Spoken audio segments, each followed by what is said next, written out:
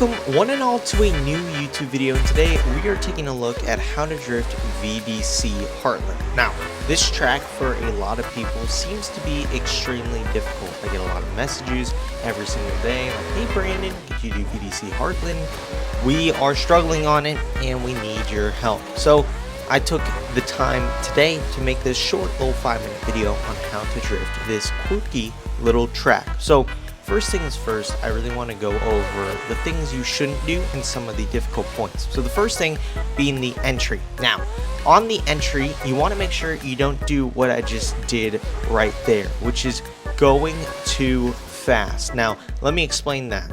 So I'm about to get real nerdy with things. So when it comes to driving this track, you want to tune your car to have more side bite and less forward bite. The reason being is this track is deceptively slow, right? You're still going decently fast, but this first corner, you can't be going as fast as humanly possible and not trying to scrub speed with your angle or slowing down, because inherently you're going to go off track, dip a tire in that outside zone, and then dip a tire here in this outside zone, right?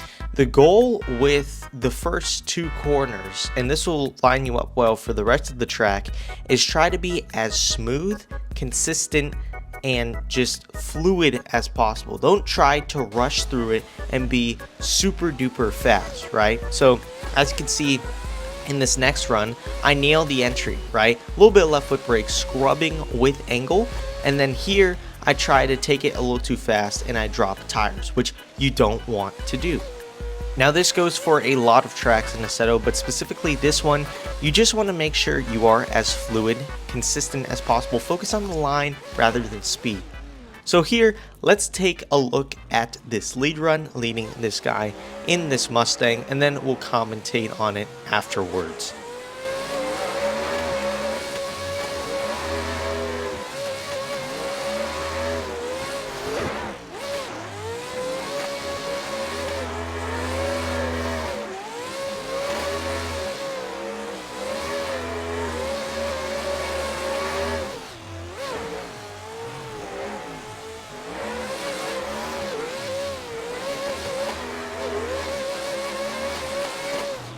So to have a good lead run at VDC Heartland, there's a few things you need to keep top of mind, and one of them is being as fluid as possible. So when I flick into this first corner, I'm not pulling any handbrake, I'm simply using a little bit of left foot brake to stable out the car and be as fluid through this corner as possible. No major adjustments, nothing like that. Then I transition mid-track to track left into this next corner, and I try to pour on as much angle as possible and get on throttle as soon as possible. That way I don't fall off the track. Now this next corner, again, you want to hold your line, hold your angle, and be as fluid as possible. Do not focus on speed, especially in this corner, right?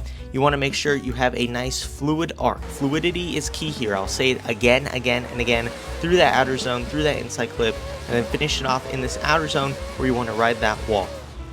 Now, again, we know as drifters that the point of the lead driver is to have a 100-point run. And on this track, it seems ever so difficult just because of how many walls there are and how technical this track is. So, don't fall into the trap of trying to go as fast as possible. Go against the grain, hold as much angle, be as fluid as possible, and you'll do amazing. Now let's take a look at an ideal chase run.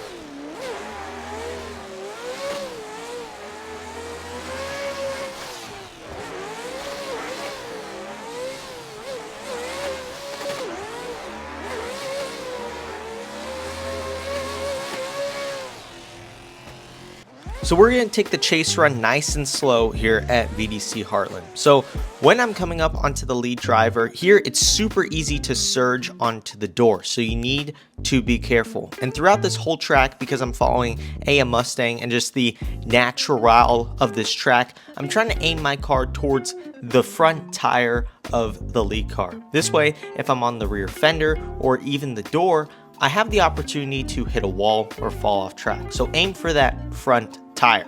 Now, everywhere here on transition, you want to give room because it's very common to feel like you need to get on the door and then transition. Here, the transitions are very tight. It's very quick, right? And if you're getting lost in the door and lost in the sauce on transition, well, you're going to hit the lead driver. So make sure to give enough room there. And this is more of a mental note to myself because I was hitting this guy a lot trying to practice here, right? And so transitioning each corner gives some room, and then after that it'll give you a great opportunity to get right onto the door. And this track is about 35 to 40 seconds and multiple corners, so you have a lot of opportunities to get onto the door. It's just staying there and staying consistent is really going to be the hard part.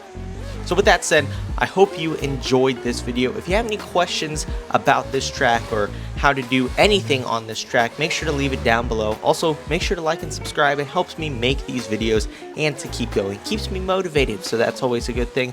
But with that, I hope you enjoyed, and I'll catch you in the next video. Take care.